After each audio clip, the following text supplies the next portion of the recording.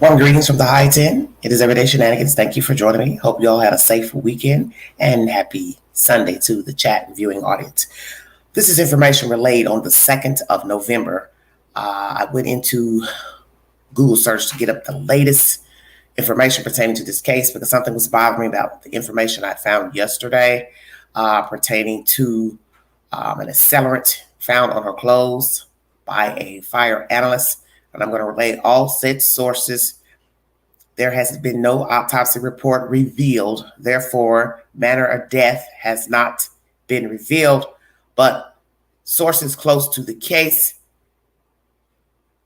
are alleging possibly suffocation.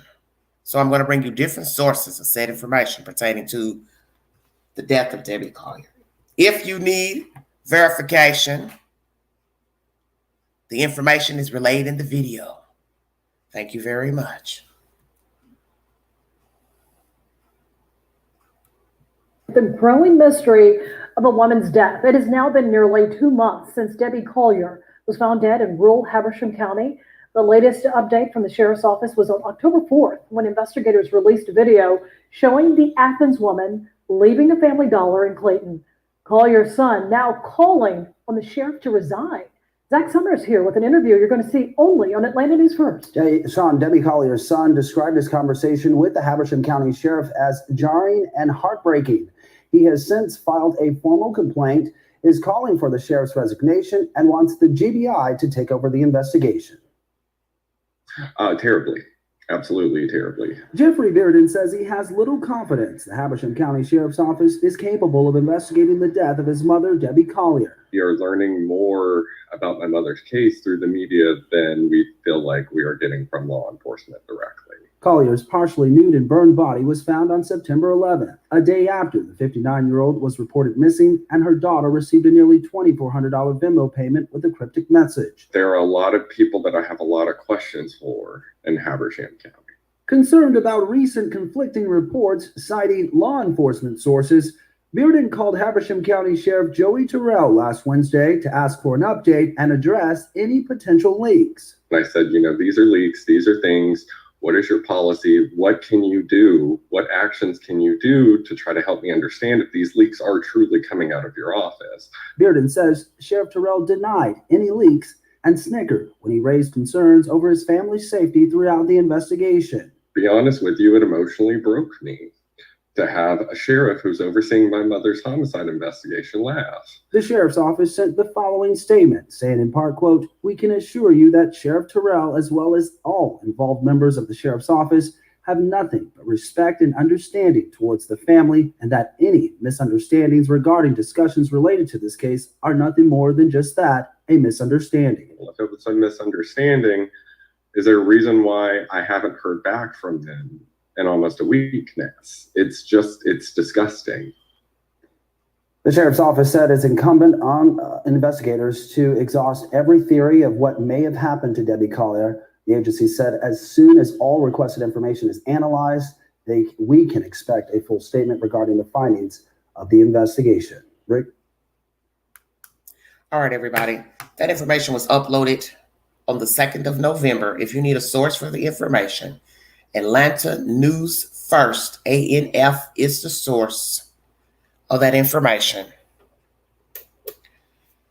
Concerned over recent conflicting reports citing law enforcement sources, Bearden called Habersham County Sheriff Joey Terrell last Wednesday. I'd like to know, sir, have you apologized to Mr. Collier? I don't know if that's his last name or not, Debbie Collier's son or not. Mr. Bearden, excuse me. Have you apologized to him directly, not somebody else, but him? They address family, don't really address him personally, because perhaps he's the only one really raising a stink about the case. So I don't know. Are the other family members calling, pressing for information? So far, I've heard nothing from the daughter, the boyfriend, or the father as far as them wanting information pertaining to the case. He's the only one that seems to be coming forward. So is he speaking on behalf of himself or on behalf of the family? Because you see, they address family. There was a misunderstanding, but he's the one who allegedly had direct contact with the sheriff. So, Sheriff, are you going to apologize to him? Had you apologized to him? What is the truth to this allegation of you snickering at him during a phone conversation? I found it also interesting in this video, you will see that there are trailers that the sheriff's office is set up in. So I'm kind of curious, is this an extension of the sheriff's department building, or this is what you all are working out of? I'm just curious. I'm assuming this is a very small county in Georgia. So I'm just wondering, do you have a actual building, brick building? Because the video shows trailers and they didn't look too great. So I'm just curious. Is this agency, this sheriff's department, fully equipped for this case? Because my understanding now the FBI is involved, and I also will bring you a source to that information. And the fact that they've called in the FBI, or the FBI offered, I will bring that so I can stand correct. That means something ain't right. Whenever the FBI wants to come in and offer their help, that means they have been listening in earshot. Something ain't right. Maybe you all need a fresh look. And I think it's interesting that you've changed the narrative to suicide and or accident. So what happened to Debbie Collier? Did she attempt to kill herself? Did she go out there for whatever reason? Why did she go out there? Why was she up there? Why did the items that were with her burn, partially burn? What happened? I'll bring you the said information. As I said, this article is uploaded the 2nd of November, ANF, Atlanta News First. I will be reading quite a bit because there's no clips of these on the videos, so I have to do a lot of reading now. The son of Athens woman found dead in Habersham County in September is calling for the sheriff to resign and another agency to take over the investigation. Jeffrey Bearden, the son of Debbie Collier, tells Atlanta News First that he has little confidence in the Habersham County Sheriff's Office. Terribly, absolutely terrible, he said, about the handling of the investigation. Thus far, we're learning more about my mother's case through the media than from law enforcement directly. Collier's partially nude and burned body was found on September 11th, a day after the 59-year-old was reported missing, and her daughter received a $2,400 Venmo payment with a cryptic message. The sheriff's office stated during a press conference in late September that Collier's death was delivered in person. Now, let me clarify about this $2,400. It was actually $2,385, in case somebody would like to dispute the information. The last public update from the agency was on October 4th when investigators released an additional video showing Collier leaving the Family Dollar in Clayton the day before her body was discovered. There are a lot of people who have questions for in Habersham County, and I think there's a lot of things that need looking into, Bearden said. Concerned over recent conflicting reports citing law enforcement sources, Bearden called Habersham County Sheriff Joy Terrell last Wednesday to ask for an update and address any potential leaks. I said, these are leaks, Bearden recalled. These are things. What is your policy? What can you do? What actions can you take if these leaks are coming out of your office? I was pushing for what is the corrective action. Bearden described his conversation with Sheriff Terrell as jarring and heartbreaking. He said Sheriff Terrell denied any leaks and snickered when he raised concerns over his family's safety throughout the investigation. To be honest with you, it emotionally broke me to have a sheriff who's overseeing my mother's homicide investigation laugh, Bearden said. I almost wanted to ask him, is this what did he say? If this was your mother, would you not be fighting just as hard and feeling as emotional? On Tuesday, the Habersham County Sheriff's Office released the following statement to Atlanta News First.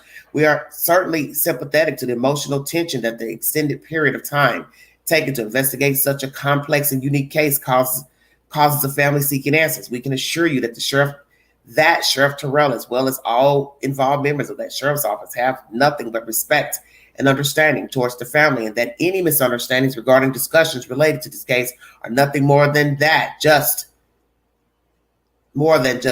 a misunderstanding. However, at the same time, it is incumbent on us to exhaust every theory of what happened and to derive a finding that is based on facts and evidence rather than speculation and rumor. As stated several times in the past, the scene involved in this case resulted in more questions than answers. As soon as all requested information has been received, analyzed, evaluated, the sheriff's office will provide a complete statement regarding the findings of this investigation.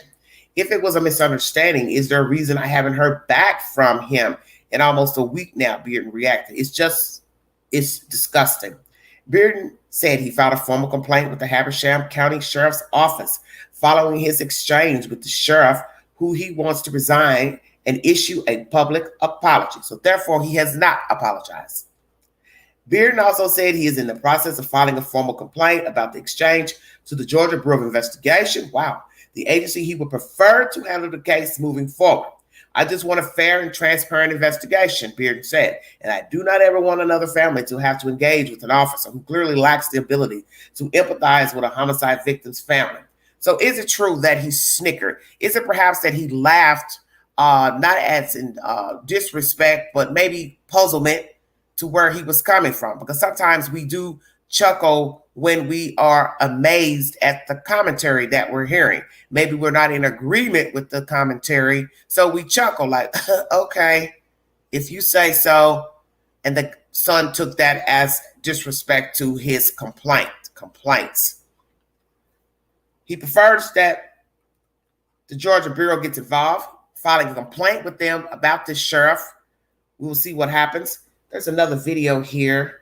We're going to see what it's talking about pertaining to Debbie Collier. Let me see what they have here. Okay, 1 second. Woo, this is a wicked story. Just when I have to turn my speaker off, Bluetooth connected. I have to cut it back on. So we will see what happens here. This is some odd stuff. Yes. Came on, my wife wasn't home, her driver's license still in there, the rental car's gone, and her daughter's here, and we were kind of worried about what's happening, where she's at. I was wondering if you could send somebody over here. Do you have any medical issue, let's say like Alzheimer's or something like that? No, she's 59 years old. No, she has no medical issues like that. And according to her daughter, who went up and her purse is still here with her driver's license. The only thing is the phone is gone, and she sent her daughter a text about 2 hours ago saying they won't let me go. Whatever that means, we don't know. And I've been gone all day parking cars for the football game, and that's where we at. Daughter is text message saying that My stepdaughter. that they won't let her go. Yeah, she got a text message saying that. And it comes from her number, right? What's your name, sir? Steve Collier. Spell your last name for me. Collier. And your wife's name? Deborah. Before we call it Debbie, but it's Deborrah. Same last name? Collier, yes. How old is she? 59? 59. Just turned 59. You just returned home, right? Pardon me? You just returned home, right? Yes, I just returned home. I was parking cars until about 4:30, and when I came back, the van that she had rented because the car was in shop was gone. I figured she was shopping for food. Okay. So and her car is there? Pardon me? Her van is not here. Okay. But her driver's license and what else is there? Right. Home? Yeah, the driver's license is there. What else did she leave? For the purse or anything else? Yeah, she left her purse, and her credit cards are here.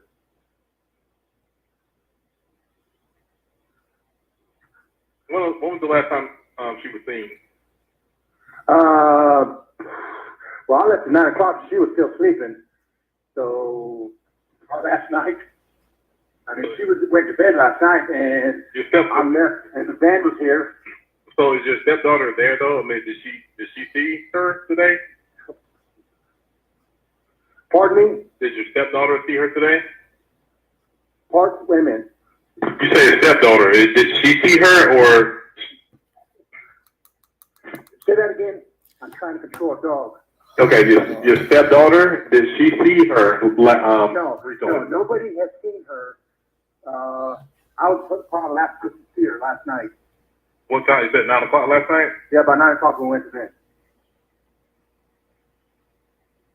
What time was the message sent to your stepdaughter? What time? About 2 hours ago?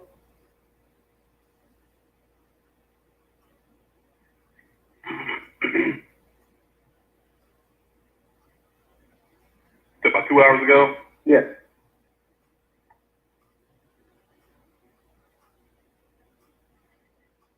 And it specifically said they won't let me go.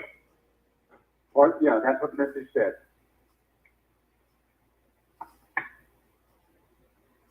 And that's all it said, right? That's all it said. And she was last seen driving, or she was driving her. What kind of car is that? It's, I don't know, because the car's in the shop, so, the rental place on, The van that she was driving, is that what she be in, or you don't know? Oh, Lordy. no, I don't know. It's, Enterprise. She went across from Enterprise. It's a Pacifica or something. That's the car you saw this morning, though, right? Yeah, the black van, yeah. It's a black Pacifica, Yes, I'm pretty sure it's Pacifica. and that's a rental car. Yes, from Enterprise.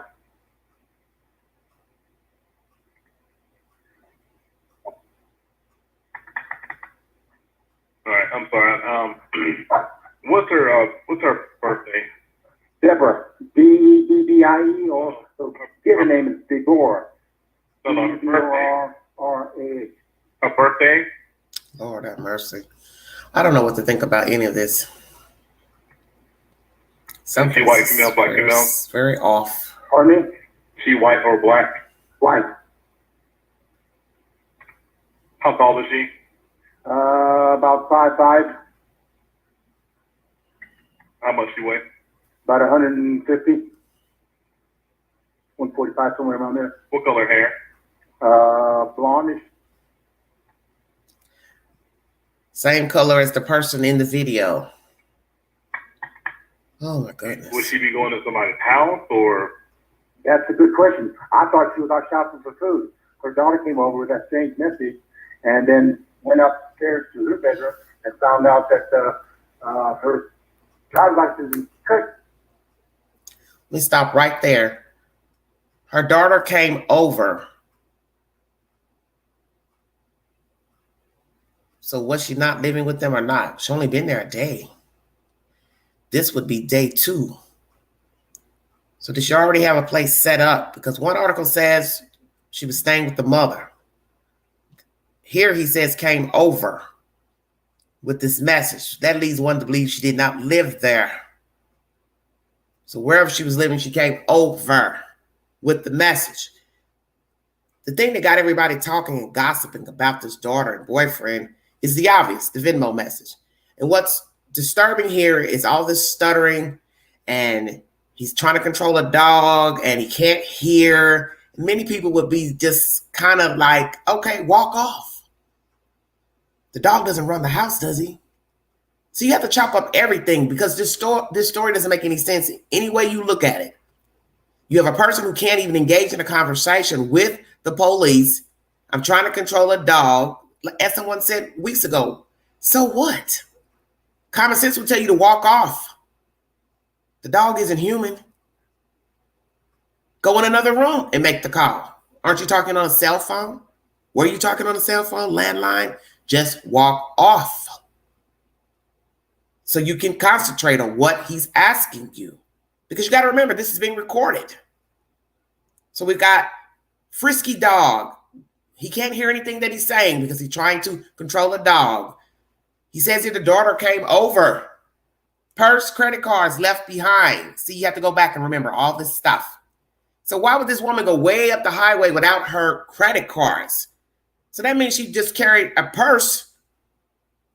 What was in that purse that was on her in that video at the dollar store? See, but it all seems suspicious with the daughter, because one could say, well, she went up there, followed her, came back, brought back her credit card and things to maybe use them, scam the mother. But then that would be foolish, because you're always going to have a database blueprint when you use credit cards. And there's surveillance cameras in stores, so you'd be a fool to use the card in a store. You'd be a fool to even order online, because you have to have an address. You have to think about all those things when you're trying to commit fraud. Let's resume. Just food for thought for this video. Thank you.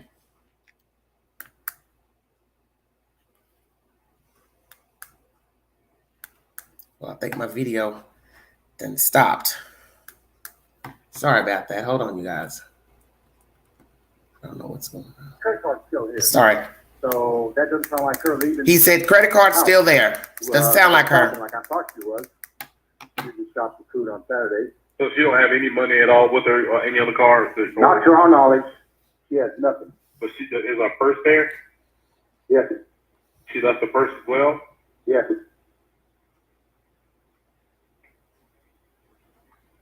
Does she have family here in town? No, just her daughter.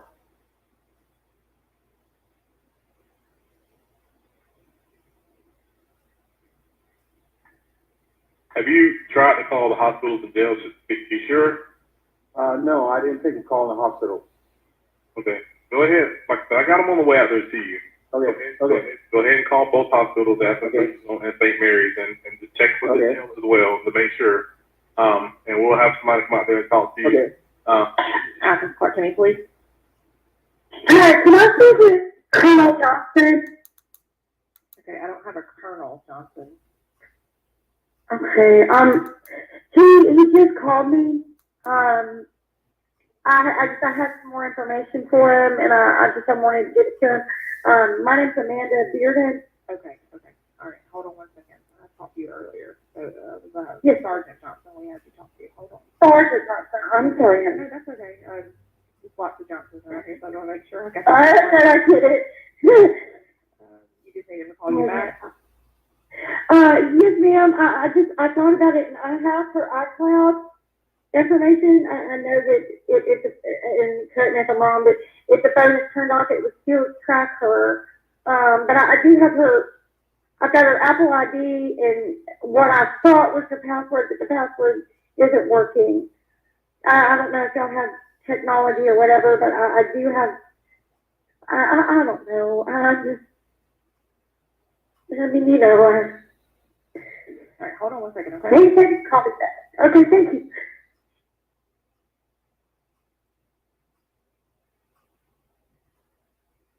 Very strange. Very, very strange. Why would you have her Apple ID and a password that doesn't work? We'll be calling you back shortly, okay? Strange. Thank you so much. All right, no problem. Thank you. Clark County Police. Yes, sir. My name is Diane Shirley, and my sister lives in Georgia, and my niece told me she was missing. Her name is Deborah Collier, or she could go by Debbie. Okay. And I'm wondering if y'all have any information about it. As far as, no, not other than with the officer or whoever is working on the case. I don't know anything.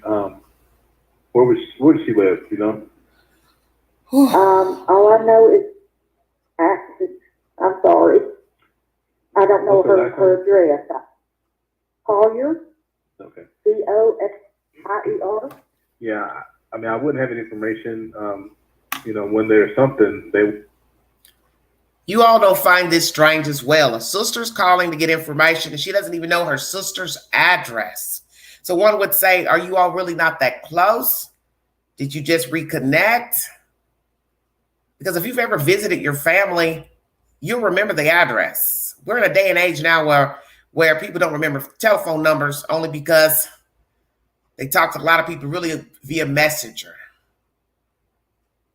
systems. So most of us don't even memorize people's numbers anymore because we don't use landlines anymore. We talk to people on Messenger even when we have their phone number locked into the contacts. And I can honestly say that. If I'm talking to you more on Messenger, I just don't even think to memorize your number.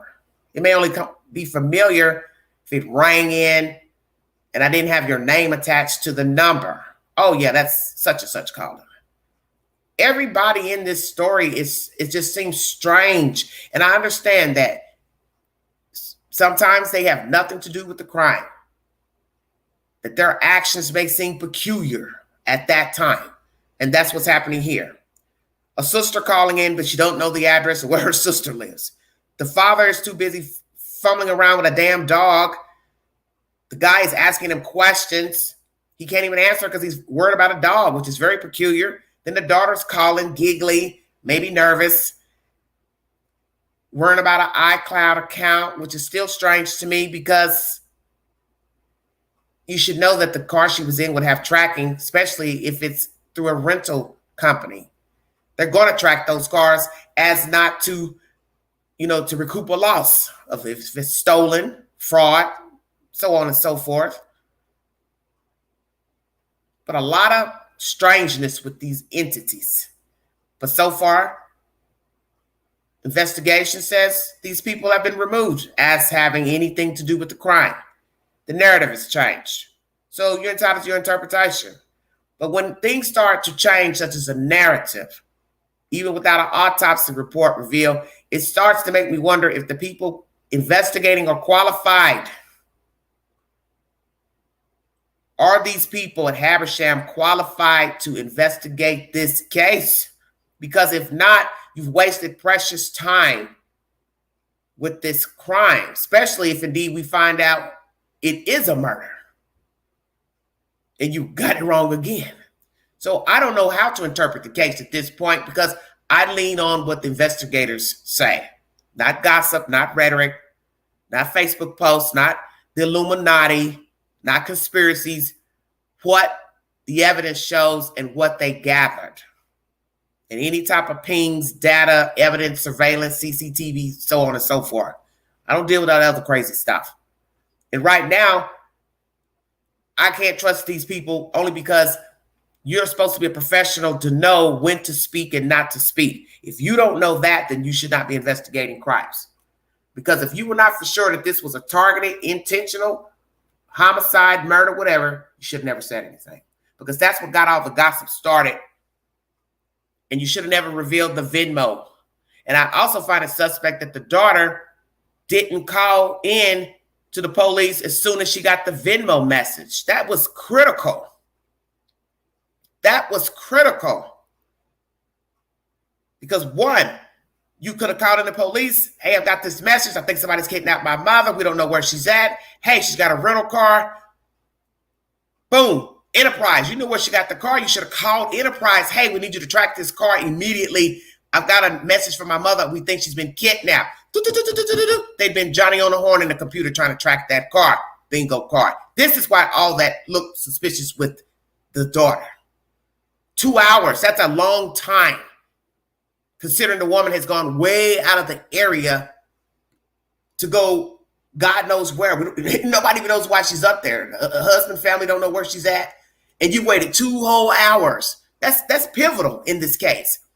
Whether she's involved or not. Why would you wait that long and then act like you're so concerned when you call the police to ask about information? Somebody could judge you and say, well, damn, you couldn't have been too concerned. 2 hours? This is your mother? You're worried about iClouds and Apple this, and what are you doing with that information anyway? How would you have that without the phone? Bingo card. How would you have that information? But they said she had her phone with her, turned off, had the purse, but they never revealed what was in the purse, what was in the car. So she's up behind credit cards. So what did she take as far as money? Because she had to have purchased those items in the store. They didn't give them to her for free. Stay woke. Chopping up everything pertaining to Debbie Collier today. Thank you for joining me. They will contact the family whenever they, like I said, whenever they have something for that. Okay.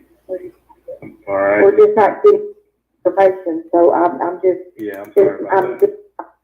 I am really worried about my sister.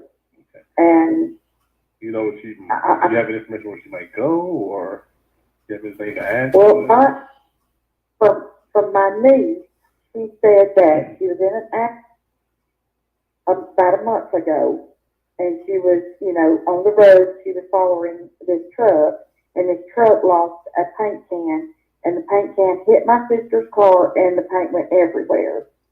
And the driver was trying to convince my sister not to tell the cops that he was driving because he was out on parole, and there was, a stipulation to his parole that he couldn't drive. I'm sorry. I was going to ask, do you think that was told to anybody else? Do you think that was told to the officer, that concern? That's standing from my niece. Okay. Yeah, I don't know if the officer knows that, but I can have him call you. If you want to pass it along with anything to help, you know. Yes, I would really appreciate that. Yeah, that's because I'm in I'm sorry. Go ahead. I'm in Alabama, and you know, I really do. She won't, you know, she's not communicating very well with us, and I really would like to know what's going on. I got you. Yeah, since you may have insight on that, I'll have the sergeant give you a call. Is that okay? Yes, sir. That would be wonderful. That is the end of that commentary. Thank you so much for joining me. You have to make it make sense. There's too many irons in the fire that don't add up. Credit cards left behind, purse left behind, yet the victim is wearing a purse in the video. Husband can barely talk, wrestling with a dog. Can't hear. Oh, it's weird. A sister don't know her own sister's address. Amanda's doing the conversating, spinning the webs of whatever went on with the mother to the sister, to the aunt.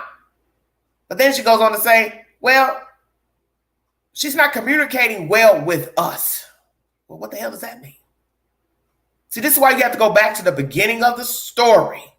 Whatever you hear from law enforcement, whatever you hear from the neighbor, whatever you hear from the children, the auntie, the butcher, the baker, suck it in. Because in the end, it's all their versions. We do not know these people. We do not know what's the truth. So what I'd like to know, were credit cards found at the house belonging to Debbie Collier? Were all her credit cards, checkbooks there? Where were they? Living room, bedroom, dresser drawer? Where were they? Where were they? Did she give her a key when she first came home? Because you got to remember, this is only a day or so from this girl landing down in Georgia. So this leads you to believe that possibly she wasn't staying with the mother, if we're to believe this Venmo message. The key is under the flower pot. So that means she didn't stay there then. So that conflicts the story I brought to you that she was staying with the mother. See, you don't know what to believe. This is why I tell you, every agent does not report the same story. That's why it's foolish to argue with people about what you heard and what you saw. Because every news agent, that's why I'm going to bring you several sources, each saying something different than the other news agent. Because what I told NBC maybe is not the same what I told CBS or CNN. That's why you have to listen to everything. And I thank Chris Thorns for teaching me this. He said, always check different sources because they will never be the same. Each one will have something different than the other one. And I'm now seeing that in all these true crime stories. Let me finish this information pertaining to Debbie Collier.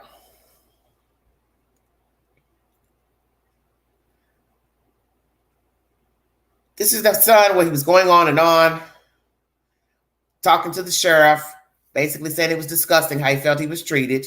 He filed a formal complaint against Habersham County Sheriff's Office and asking for a resignation and issue a public apology. And he also said he's filing a formal complaint to the Georgia Bureau of Investigation, the agency that he would prefer to handle the case moving forward.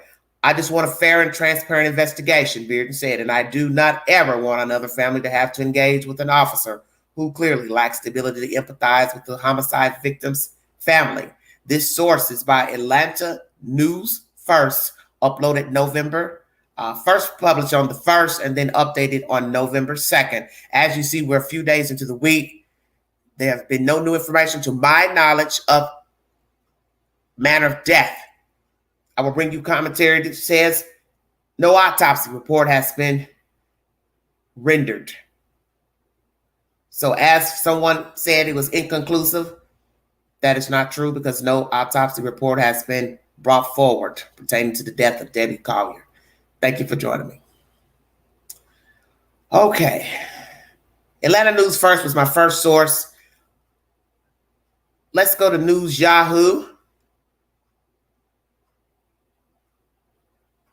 Uploaded November 4th. FBI's joint investigation to the mysterious slaying of Athens woman whose burned and nearly nude body was found a month ago in a mountain ravine of northeast Georgia.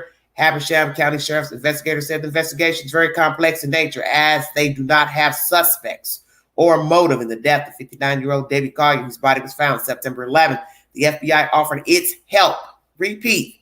The FBI offered its help, Sheriff's Chief Deputy Murray Kogod said on that Friday. They wanted to see if they could review the case to see if there is any way to assist us, he said. Agents examined the case file on Thursday. He said, "We are the lead agency, but we also welcome our counterparts to assist us, and we have received a lot of help from different agencies, including GBI, FBI, and Athens Clarke County," Kogod said. Collier was reported missing, as most of you know, on the 10th of September by her husband, Steve Collier, and daughter, Amanda Bearden. An Athens Clarke police officer met with them at the Collier home on Rocky Drive in North Athens near Sandy Creek Park. The body was found the next day after investigators tracked her rented Chrysler van to a location just outside the city of Tallulah Falls in Habersham County by use of a satellite tracking service. The body was found in the woods along with some items she had earlier purchased at a Family Dollar store in Clayton. Athens Clarke police reports show the daughter told an officer that her mother sent her $2,285, which we know that number is not correct. It's supposed to be $2,385. But see, this is why I tell you each article shows something different. She also sent an ominous message saying in part that they are not going to let me go. Investigators believe the act of killing Collier was deliberate, personal, Kogod said at a news conference on September 30th. This article originally appeared on Athens Banner Herald. FBI reviewing mysterious death of Georgia woman found slain in the mountains. That's Yahoo recapping the case and telling you that the FBI is helping alongside GBI and what is this other source? Athens Clarke County Sheriff's Department. Fox 5 Atlanta, source number 3. This is uploaded the 25th. And inside of this, you will see a very disturbing looking picture, mugshot of her daughter. Fox 5 Atlanta is this source here, number 3. Where her face is broke out, which we know that's usually a sign of meth use. I don't know what to think about this story. I'm just going to be truthful with you. Because now, I haven't a clue because it's all over the place. Georgia investigators have begun exploring possibilities that the disturbing death of Athens office manager Debbie Collier may have not been a homicide as initially suspected, according to law enforcement sources. This was uploaded the 25th of October. They have no evidence linking several key people close to Collier, including her husband, daughter, and daughter's boyfriend, to locations anywhere, repeat, anywhere near the crime scene between her disappearance on September 10th and the discovery of her remains the following day, according to 2 sources with knowledge of the investigation. So who are those sources? We're assuming those are investigators. So maybe these are the leaks that the Sun is complaining about. They gave the information to the media first and not them. So let's question that. Why, one, would they be leaking things without talking to you all first? Is it because in the beginning of this investigation, maybe you all appeared rude or nasty to investigators, didn't want to talk, so they thought, well, hell, we're not going to call them. They don't want to be bothered. We just continue investigating. We'll go to them when we get something substantial. Either way. Because remember, the Sun didn't want them asking them questions. We want privacy. So which is it? You want to be involved or you don't? Because is it possible that these people were sending mixed messages to authorities in the beginning? So the authorities are like, hell, we're not going to chase you. We're just going to investigate. And when it's time for us to come down, we'll come banging on the door. Well, we got something we really need to talk to you about. What's the real deal between these people and Habersham? Because I'm lost. Once again, no evidence linking to the father, the daughter's boyfriend, or any locations anywhere near the crime scene between her disappearance on the 10th of September to the day they found her remains, according to two sources with knowledge of the investigation. And evidence at the scene suggests her death could have been accidental or suicide, the sources said. Collier was last seen at a Family Dollar September 10th, purchasing several items found burned near her remains. She also stopped at a Chick-fil-A restaurant beforehand, the sources noted. Collier was found dead and naked on September 11th in the Chattahoochee-Oconee National Forest, south of Clayton, a 90-minute drive from her home in Athens. Listen at me well. 90 minutes. That's a nice drive to go nowhere. An hour and 30 minutes in a van which sucks up gas. Good for highway driving naturally. But to go nowhere to do what? Stay woke. What was the motive for the drive to this area? 90 minutes from her home in Athens. Her husband, Steve Collier, reported her missing around 6 p.m. the day earlier. She was discovered a few feet downhill from the side of a small fire with burns on her stomach, soot in her nostrils, and clutching at a small tree. See, this is information I have not heard mentioned either by Court TV or any other source. And I tried to keep abreast of this story. But this is information that's been uploaded over a week or so ago. Burns on her stomach, soot in her nostrils. Some of you probably had not even heard she had soot in her nostrils. So that means she was immersed in fire, smoke. Because in order for you to get soot in your nostrils, you have had to have been in close proximity to a fire. Stay woke now. When Fox News Digital visited the scene earlier this month, it was evident that at the heart of the burn marks, there were no signs that a wood fuel fire had been constructed. Please listen at this information, as not to ask the questions redundantly, because there seems to be a problem with me bringing information to this network and nobody understanding what I'm saying. Soot in the nose. No wood fire burning had been constructed. Although several items she was carrying were found scorched on the ground. Say it again. Although several items she was carrying were found scorched on the ground, including a blue tarp. She had just purchased a small remnant of the Georgia Bulldogs jersey she was last seen wearing, including a blue tarp she had just purchased and small remnants of the Georgia Bulldog jersey she was last seen. So, evidence number one, soot in the nose, no wood fire burning.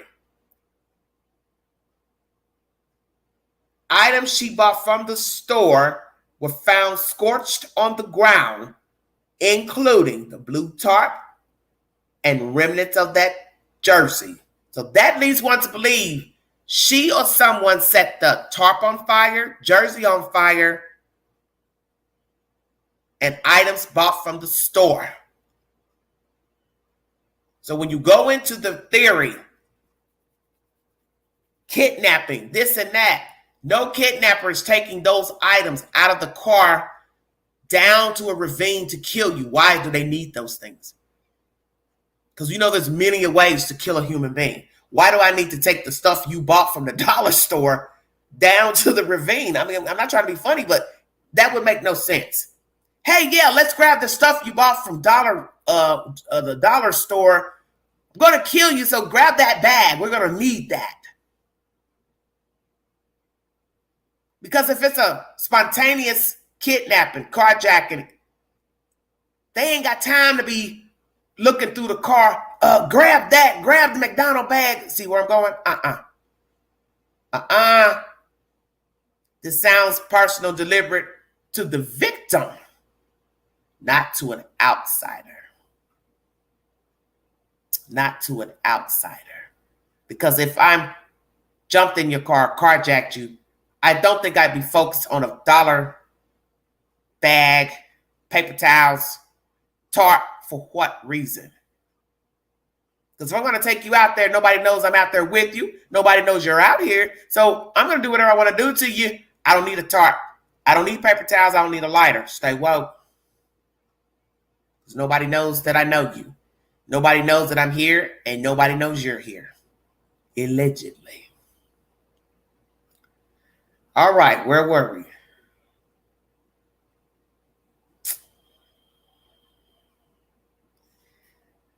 Okay.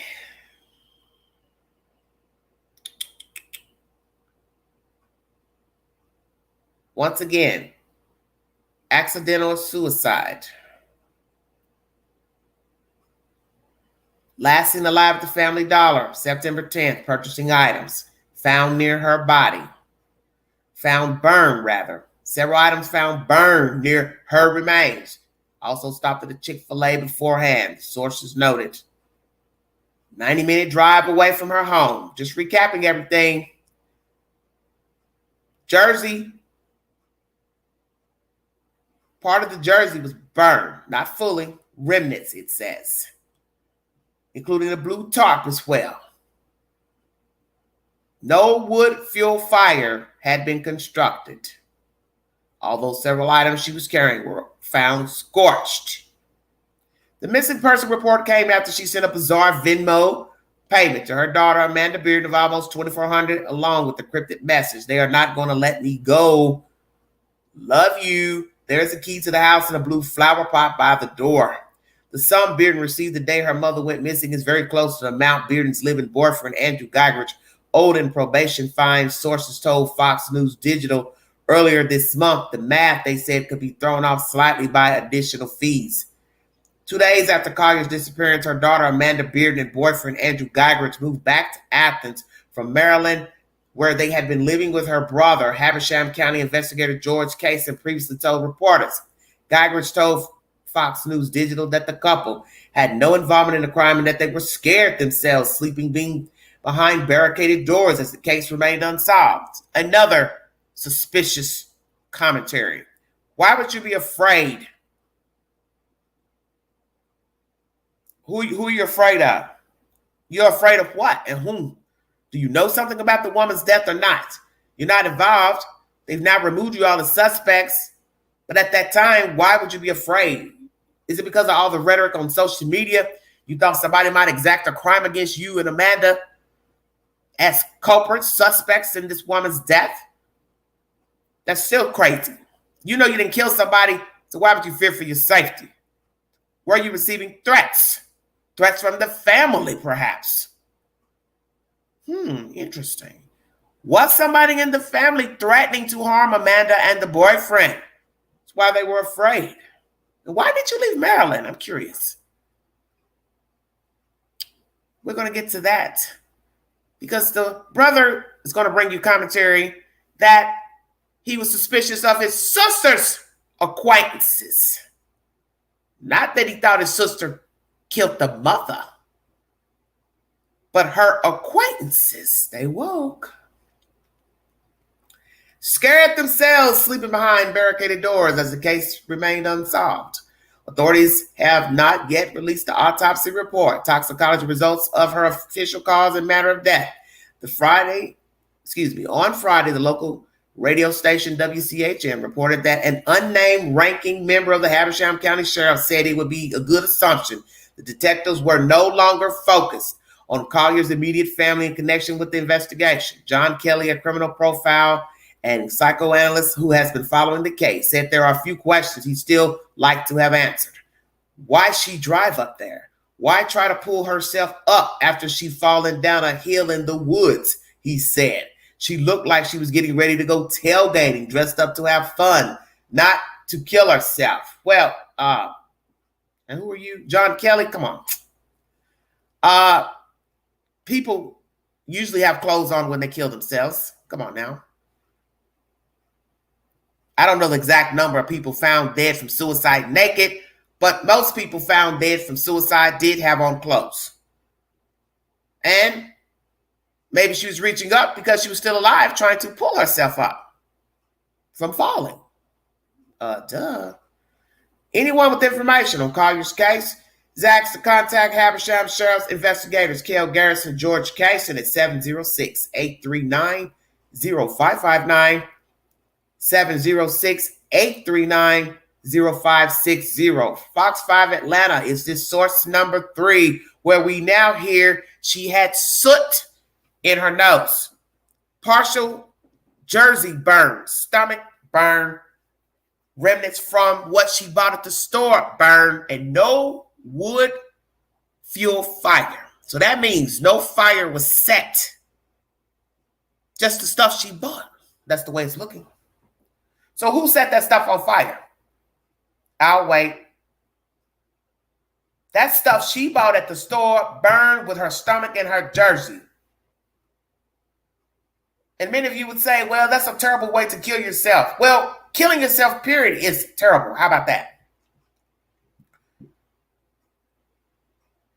Shooting yourself in the head, the chin, the mouth.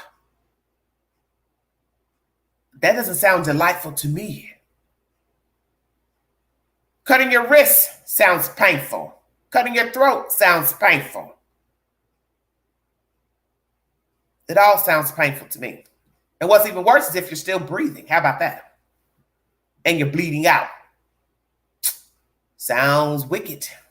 Fire is usually the last resort for some, but there are people who have set themselves on fire in third world countries. That is a norm for those foreigners who do it in the name of jihad, Allah. I think you know that. So it'd be the first time you hear of a white woman that's American that set her damn self on fire. And I'm not claiming that she did. I'm just bringing you the information from the source. And if you have a problem with the information, you can please take it up with Fox 5 Atlanta. The point is, she got burned some type of way, either intentional or accidental, doing something. So if we are to go with accidental, what was she doing to cause the accident for things that she had with her to catch fire? So that means, think about what I'm saying now. Why would you, one, drive an hour and a half away from your home to go in the forest and carry dollar items of paper towels, tarp, lighter, bag to stand in the wilderness? Make it make sense. Why did you take those items down there? 2, why did you even buy them? Because those items were found near the victim, scorched. So that means they had to have caught fire some type of way, either deliberately or accidentally. So you still have to go to the questions. Why did you buy them? 2, why did you get out of the car with them? 3, what did you need them for down there in the wilderness? 4, what are you doing down in there? Did this woman attempt to make it look like she had harmed herself? Make it look like somebody else, harmed her? Did Debbie Collier want to make it look like somebody harmed her, kidnapped her, set her on fire? She survives, runs, gets help, plays victim. Or she was imbibing with drugs, something. I don't know. Alcohol? What? I'm also going to bring you commentary that an accelerant was used. Oh, you didn't know about that, did you?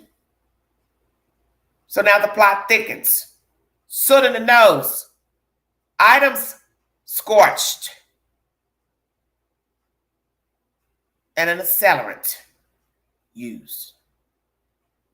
Deliberate, accidental. And even if you say accidental, you can't explain why the fuck you're buying these items and then taking them down into the wilderness. Gas can remnants. I'm going to bring a source to that. See, many people don't follow the information. So they're shocked when you mention it and then they want to question where it came from. Very suspicious. The son is possibly delusional pertaining to the death of his mother. Because when people cannot accept death, they can't accept anything that you say to them about the death, where they were, what they were doing, how they looked. He doesn't believe that that's his mother on the camera.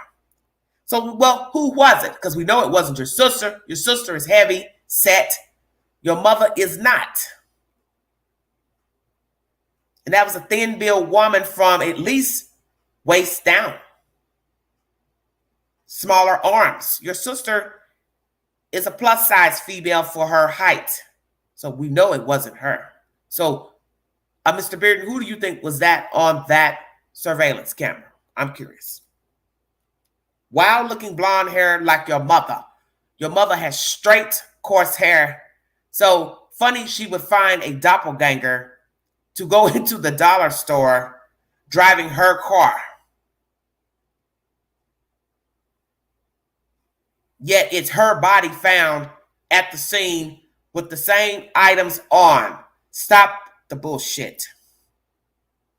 Now, I'm all for grieving, but when you start talking just ridiculous talk, it's an insult. Because I don't think you want to accept the fact that they made a mistake by revealing this information to the public, and now they're having to backpedal the information. You are starting to see that possibly that your mother harmed herself. Because in the end, somebody ID'd your mother in that store. Possibly somebody ID'd your mother at Chick-fil-A. The surveillance camera is going to mimic everything that person did in that store to the body in that damn forest. All the way down from the visor to the hair to the jersey to the shoes to the shorts. You know that was her in that video footage. Now, I don't know what your deal is with the Habersham County Sheriff, but don't make this case more of a mockery by saying that wasn't your mother. Because they went back in and took pictures of your mother to the workers in the store. And then somebody did confirm that, yes, that lady was in here. This is what she purchased. And since you want to be a bobblehead about this story, they found the dollar store from the remnants at the scene by the code on the paper. This is modern day, Mr. Bearden. Things can be tracked by serial numbers. That's the information I got from the source of the news. That's what led them to the dollar store. The remnants from the scene of the things your mother purchased at the dollar store. And who's to say she didn't use a Venmo card or whatever at the store? Bingo card. Stay woke. Because she had to have had some type of funds to buy the items in the store. So what did Miss Collier use at the dollar store? Since Amanda says she left all her credit cards and driver's license. And that's another thing that's strange. That leads me to believe that possibly this woman orchestrated this storyline. Who goes anywhere without their driver license and their credit cards unless they're just going up the street to go get a few items, but you still need your driver's license. And most women don't change out credit cards and things. They keep all of it together in a wallet. What they change is the purse, maybe not the wallet. Stay woke, everybody. We take the wallet from one purse and put it in another purse. Unless we want to change wallets, then we go take everything out of wallet A and put into wallet B. That's why I tell you have to be receptive to the information in order to get to the truth. Why would this woman leave her credit cards behind? And her driver's license. The license is more important than anything because you need that to drive, especially 90 minutes up the highway. She could have easily took another form of card, Venmo, Cash App with her, and just her driver license. Okay, I'm just going to use this card today. Switch the purse.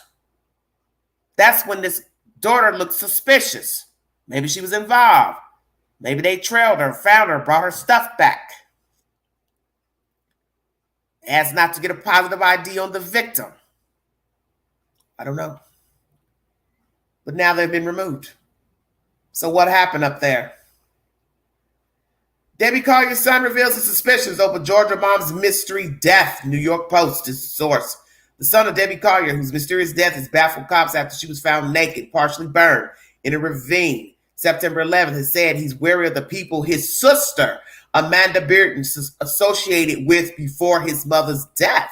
Amanda, 36, has a history of arrests for fighting with her boyfriends and once was thrown in jail for faking a drug test. She had just moved back to Athens, Georgia, where Debbie lived with her boyfriend, Andrew Geigerich, 2 days before she disappeared.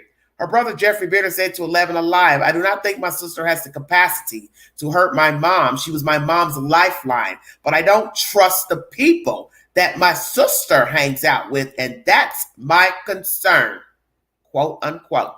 Debbie sent a final chilling message to her daughter, transferring $23.85. Now, this is the amount that we have been told was sent via the Venmo. On the app, Venmo with a note which said, "They won't let me go. There is a key to the house underneath the flower pot." Amanda, who has last seen her mother the previous day, then reported her disappearance to the police.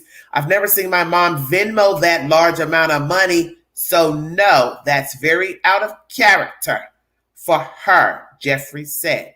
He also did not know, hold on one second. He also did not know who the they in the text message could be, which I felt like you should have said that to Vinny on Court TV. And Vinny should have asked you, who do you think they are? Why was your mother going there? Why would your mother send that money to her daughter? I would ask those questions. Debbie had not told anyone she was leaving home before she traveled around 60 miles from Athens to Clarksville in Georgia, September 10th. Shortly after her body was found the next day, the investigating Habersham County Sheriff's Office released surveillance video at Collier browsing at a Family Dollar in Clayton on September 10th. "I don't know why my mom was up there," Bearden said. "It doesn't make sense to me why she was in Clayton, especially that there is a Dollar General that she frequently visited that was less than a mile from her home in Athens. I do not know why my mom was up there when there is a dollar store within a mile, less than a mile, from her home in Athens." Bearden was also confused by what his mother bought, which police say included a rain poncho, large tarp, a reusable tote bag, a 2-roll pack of paper towels, and a refillable torch light. Repeat. The victim bought a poncho, tarp, large tarp, reusable tote, 2-roll pack of paper towels, and a refillable torch light. Now, I don't know where anybody thought she was going with those items to a game, because those aren't things, none of that makes any sense. The tote bag and the tarp were later found next to her body. Repeat. Tote bag, tarp were later found next to her body. "I've never known her to be a camper," Bearden told the outlet. "I mean, we have tarps at the house." Did somebody hear that in the chat?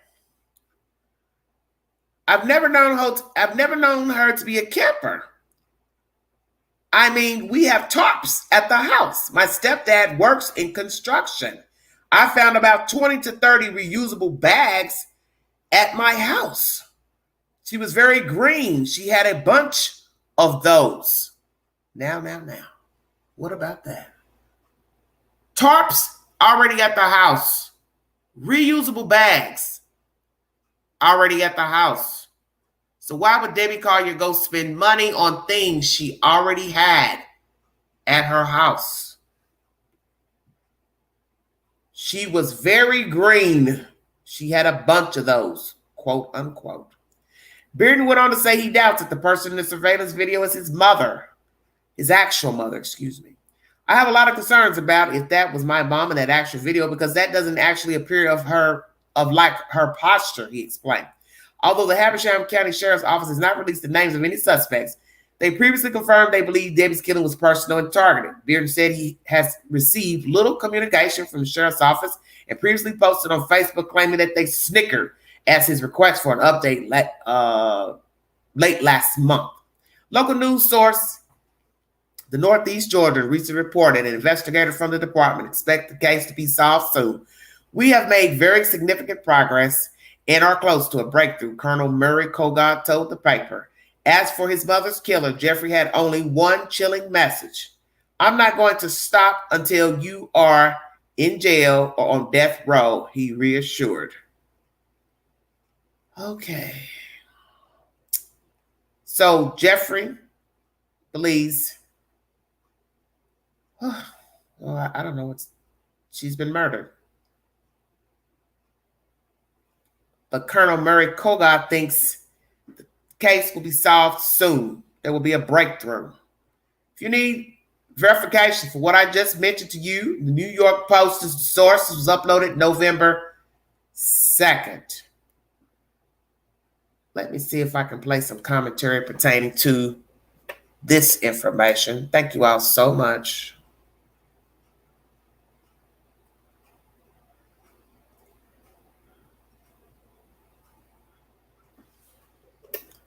Oh, wow. What a mess. Bluetooth connected. Hold on, you guys.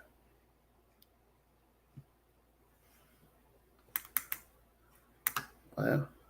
Habersham County. Video has surfaced of Debbie Collier at a Clayton business the day before investigators found her body miles away from the store. Fox 5's Kevin Stewart has the video, and he is live from Habersham County's Sheriff's Department with more details. Yeah, Christine, investigators are calling this case complex, and certainly they have a lot more to do, but this new revelation video is clearing some things up. This is Debbie Collier walking into a Family Dollar in Clayton, Georgia on Saturday, September 10th. It's just before 3 p.m., only hours before Collier's husband reported her missing. In this security camera video, you can see her picking up several things, including a rain poncho, a tarp, paper towels, and a torch lighter. The Habersham County Sheriff's Department says this clue is crucial. A spokesman tells Fox 5 News all of those items were found here at the crime scene the next day, next to Collier's nude body with burn marks on it. They didn't know how they got there. Now they do. Also, they now know Collier was still alive at 3 that afternoon. But here's the added twist. In a statement, investigators say over the weekend, Collier's daughter, Amanda Bearden, told them she was at the Clayton Family Dollar that Saturday. A review of security video and interviews so far hasn't backed that claim up. And we have been trying to reach Ms. Bearden all day, but have been unsuccessful. We came here to the Sheriff's Department. That must be where the confusion came in. Let me hear that again. Clayton Family Dollar that Saturday. A review of security video and interviews so far hasn't backed that claim up. And we have been trying to reach Ms. Bearden all day, but have been unsuccessful. We came here to the Sheriff's Department scheduled to get an interview. This clue is crucial. A spokesman tells Fox 5 News all of those items were found here at the crime scene the next day, next to Collier's nude body with burn marks on it. They didn't know how they got there. Now they do. Also, they now know Collier was still alive at 3 that afternoon. But here's the added twist. In a statement, investigators say over the weekend, Collier's daughter, Amanda Bearden, told them she was at the Clayton Family Dollar that Saturday. A review of security video and interviews so far hasn't backed that claim up. And we have been trying to reach Ms. Bearden all day, but have been unsuccessful. We came here to the Sheriff's Department scheduled to get an interview, but they decided that they're going to hold off. Better understanding of this. Hasn't backed that claim up. Here's the added twist. In a statement, investigators say over the weekend, Collier's daughter, Amanda Bearden, told them she was at the Clayton Family Dollar that Saturday. A review of security video and interviews so far hasn't backed that claim up. And we have been trying to reach Ms. Bearden all day, but have been unsuccessful. We came here to the Sheriff's Department scheduled to get an interview, but they decided that they're going to hold off until later in the week to do on-camera interviews. And of course, we will be there and have those latest developments. But for now, we are live in Clarksville at the Habersham County Sheriff's Department. Kevin Stewart, Fox 5 News. Wow, I wonder if officials are any closer to solving this. Kevin, keep us posted. Thank you. All right, everybody. I now see where there was a confusion early on in this investigation about her being at the store and someone saying they saw her at the store.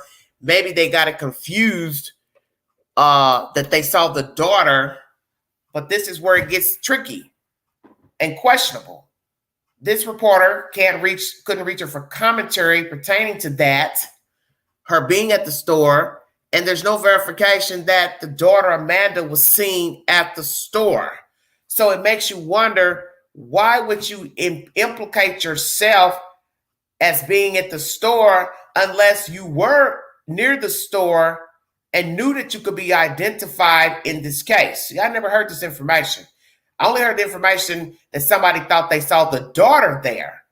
And that's why I told you police made sure to take a picture of Debbie into the store to say, did you see this woman? And then the person said, oh, yes, that's the person I saw in here, not the daughter. So perhaps we're talking about two different people seeing both the mother and the daughter in the store. And that would make the plot thicken even more now hearing this information a month later. If you need a source, let me make sure I give that to the chat so there will be no discrepancies. New York Post is the source. Something is still wrong. Because as I said, well, I'm going to say this for the last time.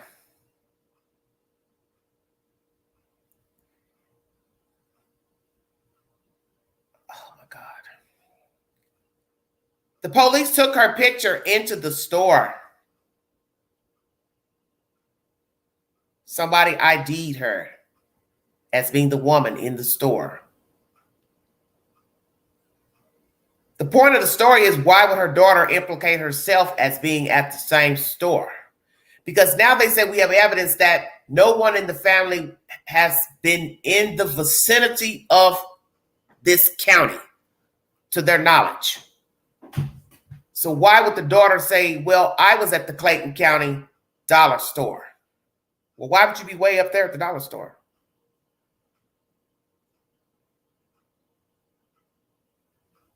See, that's why I said there's something wrong with this story.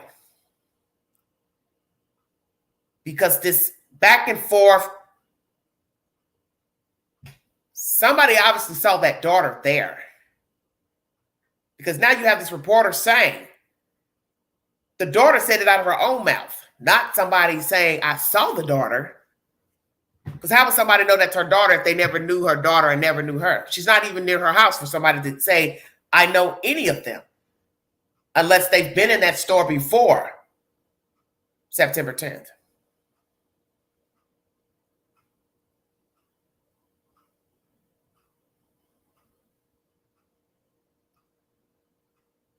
Her purse was on her in the store. It doesn't matter. She still had a purse on. And that refutes what the daughter said, that she didn't take a purse.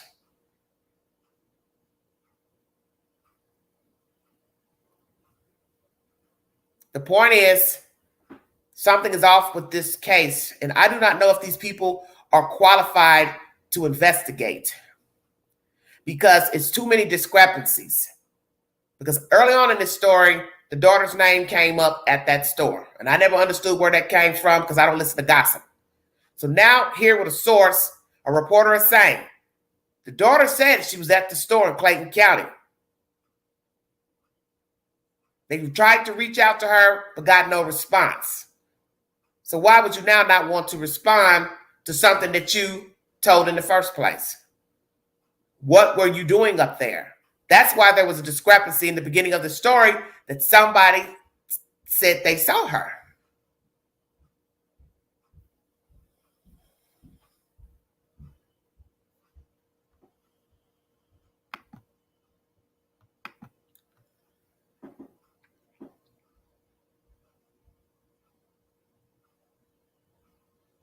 Just because somebody can't put you somewhere does not mean you were not there.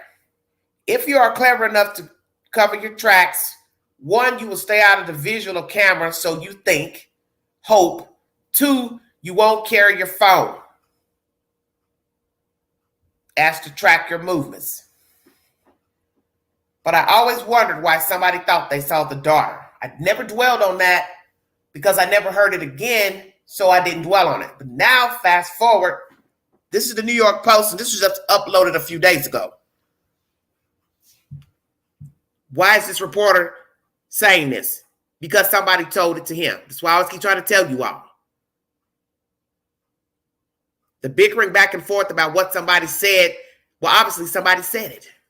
She said it. The news doesn't know her. The police they didn't know these people. So you had to put yourself into the case, just like you did when you first said she left her purse behind, but yet she had a purse on her. That doesn't mean she couldn't switch her purse. Women switch their purses all the time. Women switch their wallets all the time. But what is strange is, number one, leaving behind credit cards and driver license. Being an hour and a half away from your house. What form of payment did she use to buy the items in the store? Why were those items found near her body scorched? Remnants of a gas can underneath the car. Where is the remaining part of the gas can? At the scene, where? So that leads you to believe either one or two things. She did this to herself, or somebody else was out there in the wilderness with her. And how did that person get back to where they came from?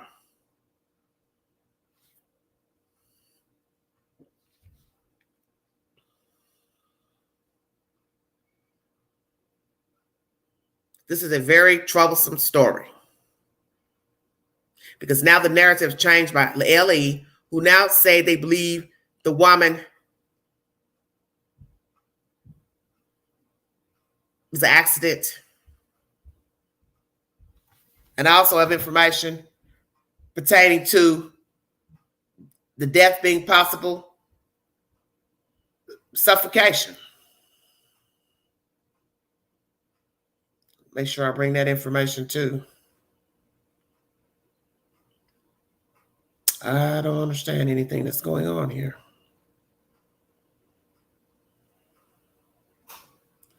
See if I can find that story. This is Habersham. Now Habersham is my last source pertaining to it possibly being suffocation. I brought you information in the past couple of days pertaining to remnants of a gas can underneath the car. That means somebody had to have thrown it under there. That is going to be tied into this last source. Her jersey being partially scorched, stomach burned. The tarp tote those items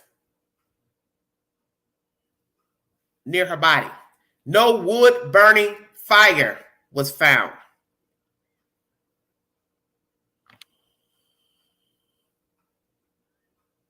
I will now bring you the last piece of information to show you that possibly this woman attempted to harm herself. Or somebody else was out there. But it still doesn't explain how she got out there and nobody seen being in her car, carjacking her, and the ultimate, how would they have gotten back out of there when they had access to a van? Make it make sense. This commentary was uploaded October 26. Collier's death may not have been a homicide. Please listen very carefully to the information because I'm not going to repeat it again. A 6-week-old murder investigation in Habersham County may not have been murder after all. Sources close to the investigation into the death of Debbie Collier now say she may have died as a result of an accident or suicide. We may live in a world where we never know for sure, the source says. The biggest revelation in recent days was the discovery that a cryptic message and Venmo payment sent to Collier's daughter, Amanda Bearden, apparently came from Debbie Collier's phone. At 3:17 p.m. on September 10th, Collier sent her daughter, Amanda Bearden, $23.85 through the Venmo payment app, along with the money. She sent a message that read, "They are not going to let me go. Love you. There's a key to the house in a blue flower pot by the door." Sources tell Now Habersham the message was sent during the time that Collier is known to have been sitting in her rented van in the parking lot of the Family Dollar. Once again, Habersham believes the message sent to the daughter with the Venmo, money, and message was while she was sitting in her van at the Family Dollar in Clayton, Georgia. She also reportedly sent a text to her son saying, "I love you," but that text later found in subpoenaed phone records didn't go through. Shortly after the messages were sent on Saturday, September 10th, Collier's phone went silent. She drove away from the Family Dollar store at 3:19 p.m. It was found dead in the woods near Tallulah Falls, about 12 miles south of Clayton, 22 hours later. Gas can experiment. That chilling message and Venmo payment captured investigators and the media's attention because it indicated a possible kidnapping. However, within weeks of launching their investigation, Habersham County Sheriff's investigators dismissed the possibility that Collier was abducted. They zeroed in on people close to the deceased real estate office manager, and as they did, the scrutiny surrounding her husband, Steve Collier, Bearden, and Bearden's boyfriend, Andrew Geigerich, intensified. Investigators questioned them and executed search warrants at their homes in Athens. And although investigators never publicly identified suspects or persons of interest in the case, Habersham County Chief Deputy Murray Kogod insisted that Debbie Collier's death was personal and targeted. Kogod may now be looking for a way to backtrack on that statement. Please listen carefully to the information I'm relaying right now. While the state medical examiner has not released the final autopsy report, sources tell Now Habersham it appears Debbie Collier may have died from suffocation as a result of a fire that she herself may have started, and it is outlined in purple in this article for a reason. I told you when watching Court TV about 2 weeks or so ago, it was relayed in that Court TV segment that gas can remnants were found underneath the car and it was burned. But when you see the car being put onto the tow truck, you don't see that the car is burned anywhere that's visible to the screen. But how could a gas can get underneath the car? I'll tell you why. Because somebody put it there. And that leaves nobody left but Debbie Collier if you can't provide an alternate person. Let me explain the following to the gas can theory and her setting the fire herself. It reads as follows. Her injuries were consistent with those of someone caught in a flash fire possibly caused by gasoline vapors igniting. An arson analyst confirmed the presence of gasoline on her clothes. I'm going to repeat it one more time. An arson analyst confirmed the presence of gasoline on her clothes. While investigators knew from the outset that an accelerant was used, the absence of the gas container at the scene caused them to suspect someone else was present and had removed the container. After conducting an experiment, investigators confirmed a plastic container could have melted in the fire. It was at that point, weeks into the case, that detectives returned to the scene where Collier's body was found and recovered what appeared to be burned remnants of a gas can. Collier appears to have initially survived the fire, which charred her lap and abdomen and apparently burned off the Georgia Bulldog jersey she was wearing. She was found grasping a small tree in her hand as if she had grabbed onto it to keep from falling. The items she bought at the Family Dollar store were found near her partially nude, burned body. The QR code on a burned blue tarp is what led investigators to the Family Dollar store. That discovery ultimately led to the surveillance video with the last known images of Debbie Collier alive. Please don't ever question the Queen about her content. Thank you. Any information I get comes from the news. Not Pookie, not Ray Ray, not Facebook posts. So, Mr. Bearden, you want us to believe that a doppelganger looks like your mother walking around, walked into that store, and they went where exactly? The evidence at the crime scene is what led them to the dollar store, which led to the surveillance camera, which led to your mother being on that camera. Because what are the odds of somebody looking like your mother being dead out there? Go to the dollar store, track her on the camera buying the same items that was at the scene of the crime. Make it make sense. Whether her death was accidental or intentional remains to be seen. Officials have not released the results of her autopsy. Now Habersham has reached out to Habersham County Sheriff Joey Terrell and Collier for confirmation on the status of the case, and will update this article as new information is released. If you need verification for the information that I have just brought to you, Habersham.com.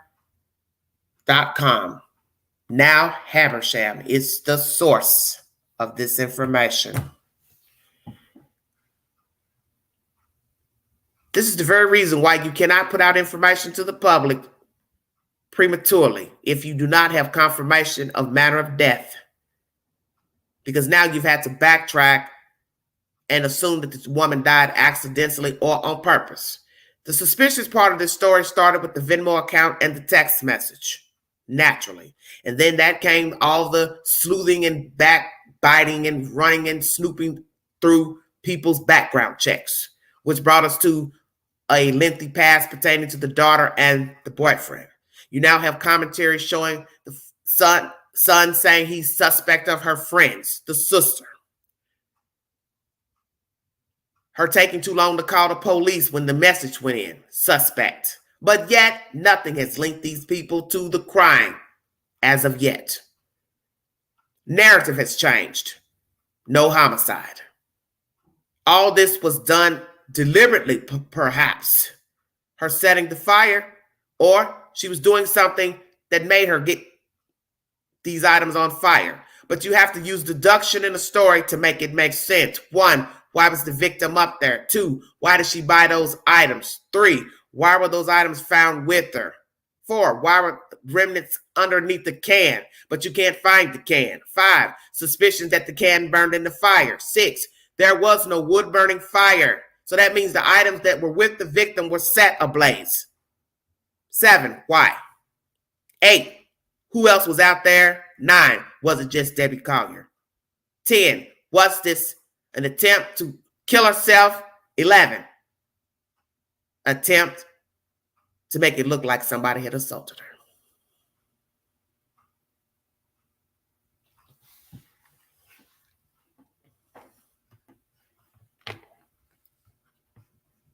It is possible Debbie Collier was a mentally disturbed woman,